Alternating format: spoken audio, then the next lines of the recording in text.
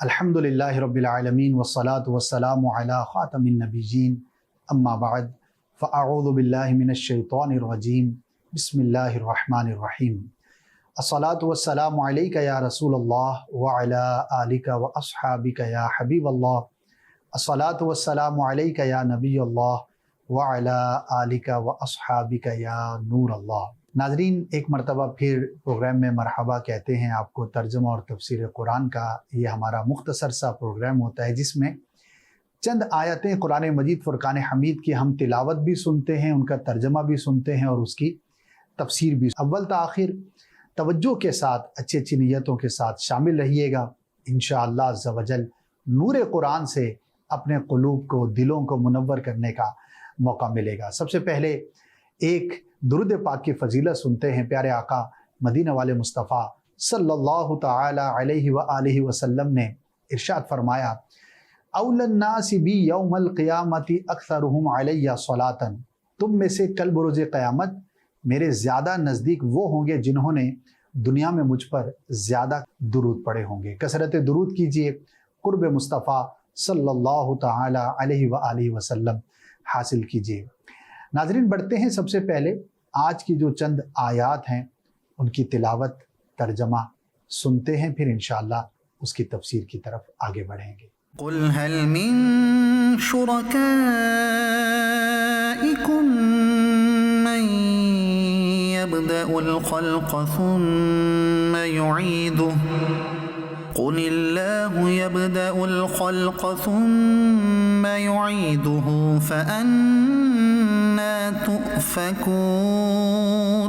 तुम फरमाओ, तुम्हारे शरीकों में कोई ऐसा है कि अव्वल बनाए फिर फना के बाद दोबारा बनाए? तुम फरमाओ, अल्लाह अव्वल बनाता है फिर फना के बाद दोबारा बनाएगा, तो कहाँ औंधे जाते हो? आयत करीमा के पहले हिस्से में अल्लाह पाक ने अपने महबूब सल्लल्लाहु तआला अलैहि व आलिहि वसल्लम को इरशाद फरमाया, कुल, ए महबूब आप इनसे फरमा दीजिए। यहाँ से आयत करीमा का जो ये हिस्सा है ये मुशरिकीन मक्का पर एक एतराज़ भी है और उनको लाजवाब करने की बात भी है। और वो ये है, जो मुशरिकीन हैं तो इनसे फरमा दीजिए कि अल्लाह की शान तो ये है कि वो मखलूक को पैदा फरमाता है और उसको मारता है और दोबारा जिंदा फरमाता है, और इस पर वो कादिर है। क़यामत के दिन जब सारी मखलूक़ात ख़त्म हो जाएंगी तो उसके बाद अल्लाह पाक इन्हें दोबारा इंसानों को जिंदा फरमाएगा। तो तुम जिन बुतों को अल्लाह पाक का शरीक ठहराते हो, क्या इनमें ये ताकत है, क्या इनमें ये क़ुव्वत है कि ये कुछ ना होने से कुछ बना पाएँ, या किसी चीज़ को देखकर ही इंसान जैसी तख्लीक कर सकें और उसे फिर मार कर दोबारा जिंदा कर सके? ये इतना बड़ा तौहीद का बयान था और इतना बड़ा और इतना वाज़े ये आयत करीमा के अंदर एतराज़ भी था मुशरिकीन पर कि वो लाजवाब हो गए। मुशरिकीन भी ये बात जानते थे कि हम जिन्हें रब का शरीक ठहराते हैं इन्हें तो हम अपने हाथों से बनाते हैं, इनके अंदर ये ताकत और क़ुव्वत कहाँ कि ये दोबारा किसी को ज़िंदा कर सकें या अव्वलन किसी मखलूक को, इंसान जैसी मखलूक को पैदा कर सके, या किसी भी तरह की मखलूक को ना होने से होने की तरफ लाने पर ये कादिर हों। तो ये तौहीद का वो वाज़े बयान है कि जिसे सुनकर मुशरिकीन खामोश हो जाया करते थे। कुल हल मिन शुरकाइकुम मन यहदी इलल हक़ कुलिल्लाहु यहदी लिल हक़। तुम फरमाओ, तुम्हारे शरीकों में कोई ऐसा है कि हक की राह दिखाए? तुम फरमाओ कि अल्लाह हक की राह दिखाता है। अफमन यहदी इलल हक़ अहक़्क़ु अन युत्तबअ अम्मन ला यहदी इल्ला अन युहदा फमा लकुम कैफ तहकुमून। तो क्या जो हक की राह दिखाए उसके हुक्म पर चलना चाहिए, या उसके जो खुद ही राह ना पाए? जब तक राह न दिखाया जाए तो तुम्हें क्या हुआ, कैसा हुक्म लगाते हो? जी नाज़रीन, इस आयत करीमा में एक और अंदाज पर مشرکین کو لاجواب کیا گیا اور توحید باری تعالیٰ پر اتنی شاندار دلیل جو کہ عقلی دلیل ہے وہ عطا کی گئی۔ اللہ پاک نے بڑے ہی خوبصورت انداز پر یہاں پہ جو کلام ہے وہ ارشاد فرمایا ہے کہ مشرکین سے کہیے کہ یہ جنہیں اللہ کا شریک بناتے ہیں اور اپنا معبود سمجھتے ہیں، یہ تو نہ اپنے آپ کو ہدایت دے سکتے ہیں نہ کسی اور کو ہدایت دے سکتے ہیں، یہ تو خود محتاج ہیں۔ جب تک انہیں کوئی ہدایت نہ دے، راہ نہ دکھائے، گویا کہ جو خود نہ چل سکے، نہ راہ پا سکے، نہ آ سکے، نہ جا سکے، نہ کسی کو راہ دکھا سکے، اسے معبود بنانا، جبکہ اللہ تو وہ ہے کہ جو اپنے بندوں کو ہدایت کی راہ دکھاتا ہے۔ اللہ ہی ہے جس کی کلام کو سن کر انسانیت فلاح کی راہ پر گامزن ہوتی ہے۔ وہ رب ہے جس کی یہ شان ہے کہ اس کے کلام کو سن کر انسان مسحور ہو جاتا ہے اور کلام الہی کو سن کر ہدایت پاتا ہے۔ یہ قرآن کیا ہے؟ کلام الہی ہی تو ہے۔ ہدی للمتقین، اہل تقوی کے لیے ہدایت ہے۔ ہدی للناس، تمام انسانیت کے لیے، تمام لوگوں کے لیے ہدایت ہے۔ تو جس کی عبادت کی جائے تو اس کی شان تو یہ ہونی چاہیے کہ اس کے کلام سے، اس کی توفیق سے، اس کی عطا سے مخلوق جو ہے وہ ہدایت پائیں، صحیح راہ کو سمجھنے میں کامیاب ہوں۔ لیکن جن بتوں کی تم پوجا کرتے ہو وہ تو خود محتاج ہیں۔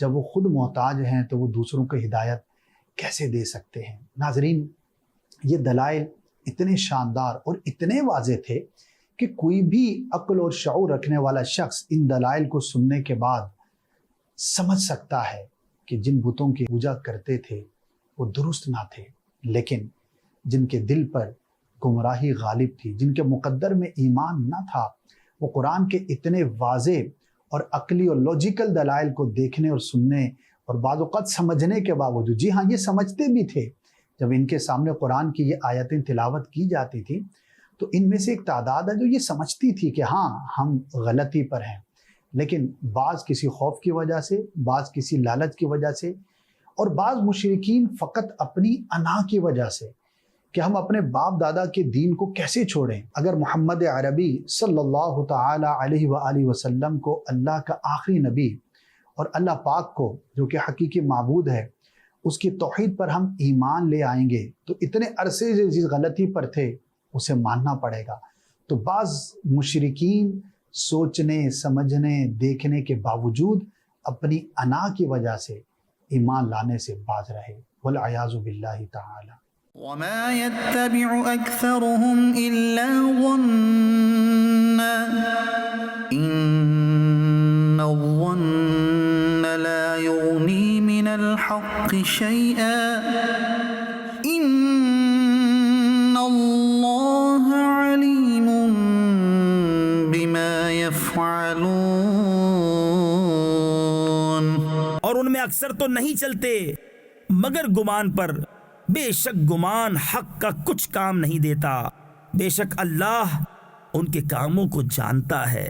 جی ناظرین، اس آیت کریمہ کے حصے میں ایک اور بڑی ہی خوبصورت بات کہی گئی، اور کفار اور مشرکین مکہ جو تھے ان کے گمان کے بارے میں اللہ پاک نے بیان فرمایا کہ ان کے پاس کوئی قطعی دلائل نہیں تھے جس کو کہا جائے کہ ایسی دلیل کہ جو ایکسیپٹیبل بھی ہو، لاجیکل بھی ہو، معقول بھی ہو، منقول بھی ہو، من جانب اللہ ہو، اللہ کے نبیوں کی طرف سے ہو، ایسا کچھ نہیں، بلکہ یہ فقط اپنے گمان پر چلتے تھے۔ اور ان کا ایک گمان یہ تھا کہ جب ہمارے باپ دادا صدیوں سے ایک چیز پر چلتے آ رہے ہیں، ایک انداز پر چلتے آ رہے ہیں اور جنہیں اپنا معبود مانتے ہیں تو شاید وہ ٹھیک ہی ہوں گے۔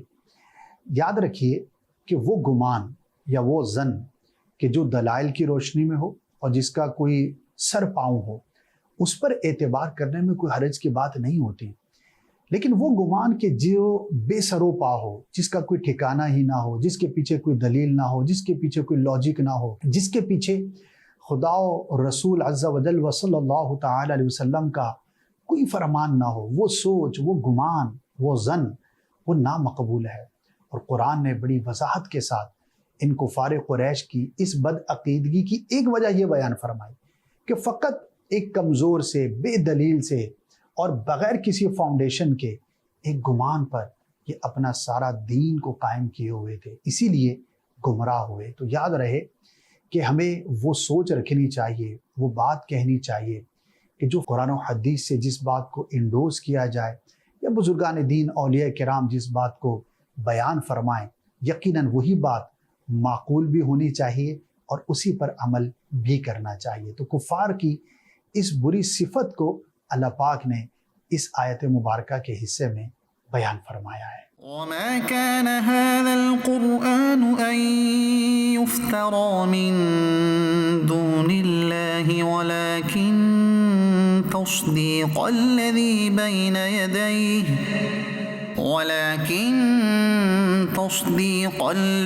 بين يديه وتفصيل الكتاب لا ريب فيه من رب العالمين۔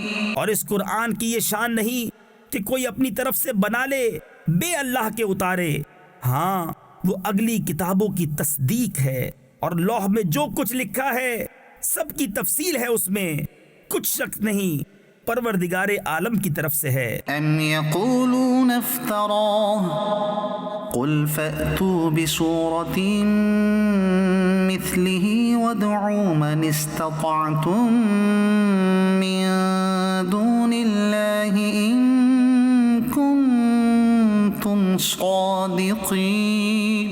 کیا یہ کہتے ہیں کہ انہوں نے اسے بنا لیا ہے؟ تم فرماؤ تو اس جیسی ایک صورت لے آؤ اور اللہ کو چھوڑ کر جو مل سکے سب کو بلا لاؤ اگر تم سچے ہو۔ جی ناظرین، اب بات ہو رہی ہے قرآن مجید فرقان حمید کے حق ہونے کی اور کلام الہی ہونے کی۔ ایک بات ذہن میں رہے کہ جب قرآن مجید فرقان حمید کی آیتیں نازل ہوتی اور پیارے آقا صلی اللہ تعالی علیہ وآلہ وسلم انہیں تلاوت فرماتے تو کفار سے اس کا رد تو نہ بن پاتا، وہ طرح طرح کی باتیں کیا کرتے تھے اور معاذ اللہ لوگوں کو اسلام سے ایمان سے دور کرنے کے لیے جھوٹی باتیں گھڑا کرتے تھے۔ کبھی کہتے کہ یہ محمد صلی اللہ تعالی علیہ وسلم اپنی طرف سے بنا لاتے ہیں، کبھی کہتے کہ یہ کلام اللہ کا کلام نہیں، کبھی کہتے یہ تو ایک شاعرانہ سی بات ہے، کبھی مجنون کا کلام کہتے، کبھی کیا کہتے، طرح طرح کی باتیں کرتے۔ قرآن مجید فرقان حمید میں ایک مقام پر نہیں بلکہ کئی مقامات پر ان باتوں کا رد کیا گیا ہے، اور ایک بہت ہی واضح دلیل اور جو آج تک قائم و دائم ہے اور قیامت تک کے لیے قائم و دائم رہے گی وہ یہ ہے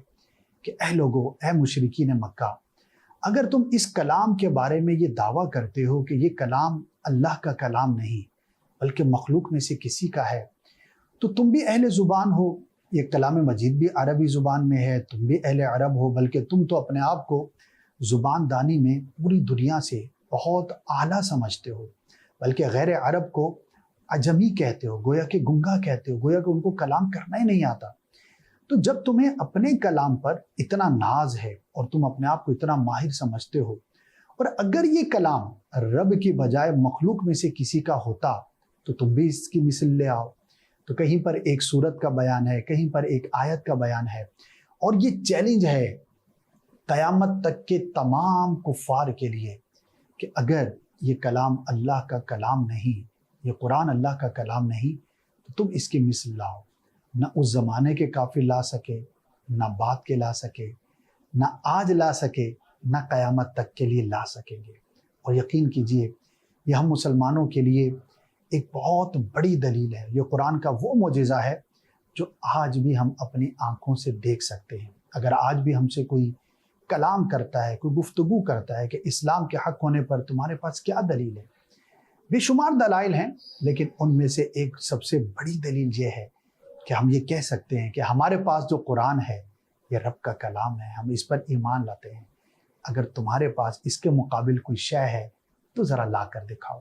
وہ نہ لا سکیں گے، اور الحمدللہ ہر مسلمان اس پختگی کے ساتھ اس ایمان پر قائم رہنے میں کامیاب ہوتا ہے کیونکہ اس کے سامنے اللہ کا آخری کلام موجود ہے۔ تو قیامت تک کے لیے مشرکین کے لیے یہ ایک چیلنج ہے، نہ پہلے اس کو پورا کر سکے، نہ آج کر سکے، نہ قیامت تک کے لیے کر سکیں گے۔ اس آیت کریمہ میں ایک اور بڑی ہی پیاری اور خوبصورت بات ہمارے لیے بیان کی گئی کہ یہ جو قرآن ہے یہ لوح محفوظ کی تفصیل ہے۔ اس کے بارے میں مفسرین نے بڑی پیاری بات ارشاد فرمائی۔ تفسیر صلاۃ الجنان کا مفہوم ہے کہ اللہ پاک جسے قرآن کا علم عطا فرماتا ہے تو اللہ تبارک و تعالیٰ گویا کہ لوح محفوظ میں لکھی ہوئی باتوں کی تفصیل اس کو عطا فرماتا ہے۔ اب یہ ڈیپینڈ کرتا ہے کہ کون قرآن کو کتنا جانتا ہے۔ جو قرآن کا جتنا بڑا عالم ہوگا اللہ کی عطا سے، وہ اتنے ہی چھپے ہوئے علوم کے خزانے پر مطلع ہوگا۔ کیوں؟ کیونکہ قرآن نے خود اپنے بارے میں کہا کہ یہ لوح محفوظ کی تفصیل ہے۔ بل كذبوا بما لم يحيطوا بعلمه ولما يأتهم تأويله، بلکہ اسے جھٹلایا جس کے علم پر قابو نہ پایا اور ابھی انہوں نے اس کا انجام نہیں دیکھا ہے۔ كذلك كذب الذين من قبلهم فانظر كيف كان عاقبة الظالمين۔ ایسے ہی ان سے اگلوں نے جھٹلایا تھا تو دیکھو ظالموں کا انجام کیسا ہوا۔ یہاں پر اللہ پاک نے ان کے قرآن کو جو جھٹلانا ہے اس کا ایک اور انداز جو ہے وہ بیان فرمایا اور اس کا رد کیا ہے کہ یہ لوگ جب قرآن کو سمجھنے سے قاصر رہے، حالانکہ ہونا تو یہ چاہیے تھا کہ قرآن جو علوم و فنون کا ایک خزانہ ہے، جو اپنے بارے میں کہتا ہے کہ ہر خشک و تر کا بیان قرآن کے اندر موجود ہے، اللہ پاک کے علم کے خزانے اس کے اندر موجود ہیں، مخلوق میں جو اس کو جتنا غور و فکر کے ساتھ پڑھے اس کے علم میں، اس کے فن میں، اس کی تفکر میں، اس کے خیالات میں، اس کی علم کی پختگی میں مزید اضافہ ہو۔ لیکن یہ قرآن مجید فرقان حمید کو پڑھنے کے بجائے، اس کی آیتوں میں غور کرنے کے بجائے اس کو جھٹلانے میں مصروف ہو گئے، اور ان کی اس حرکت کو قرآن نے یوں بیان کیا کہ اے محبوب صلی اللہ تعالی علیہ وآلہ وسلم، آپ سے پہلے جو لوگ تھے انہوں نے بھی اپنی نبیوں کے ساتھ کچھ ایسا ہی کیا تھا۔ جب پہلی امتوں کے انبیاء اپنی امت کے لیے اللہ کا پیغام لے کر آتے تو وہ بھی اناد کی وجہ سے، بغض کی وجہ سے، حسد کی وجہ سے، اپنی جہالت کی وجہ سے، اپنی سرکشی کی وجہ سے اپنے نبیوں کو جھٹلایا کرتے تھے، اور ان کا انجام بہت برا ہوا۔ اگر ہم پچھلی امتوں کے تذکروں کو پڑھتے ہیں، ان کی سٹوریز کو دیکھتے ہیں تو اندازہ ہوتا ہے کہ کوئی پانی کے عذاب میں مبتلا ہوا، کسی پر آسمان سے پتھر برسائے گئے، کسی کی بستی کو الٹ کے رکھ دیا گیا، نہ جانے کیسے کیسے عذاب امتوں پر آئے۔ تو اس قرآن کا جھٹلانا بھی اے محبوب صلی اللہ تعالی علیہ وسلم ان کے لیے عذاب کا باعث ہوگا۔ انہیں چاہیے کہ پچھلی امتوں کے انجام کو دیکھیں اور رب کی پکڑ سے ڈریں۔ جس طرح پچھلوں کا انجام برا ہوا، ایسے ہی ان کا انجام بھی اچھا نہ ہوگا، لیکن انہوں نے ابھی تک اس رب کے وعدے کو دیکھا نہیں۔ لیکن اللہ پاک ان کو یاد دہانی کے طور پر ارشاد فرماتا ہے کہ دوسروں سے عبرت حاصل کرو، تمہاری جو حرکتیں ہیں، تمہارے جو کام ہیں، جھٹلانا اور رب کے کلام کو جھٹلانا، نبی کو جھٹلانا، یہی کام تو وہ تھے جو پچھلی امتوں کے لوگ کیا کرتے تھے۔ تو جیسا ان کا انجام برا ہوا، ایسا ہی ان کا انجام بھی برا ہوگا اور رب کا وعدہ پورا ہو کر رہے گا۔ وَمِنْهُمْ مَنْ يُؤْمِنُ بِهِ وَمِنْهُمْ مَنْ لَا يُؤْمِنُ بِهِ وَرَبُّكَ أَعْلَمُ بِالْمُفْسِدِينَ۔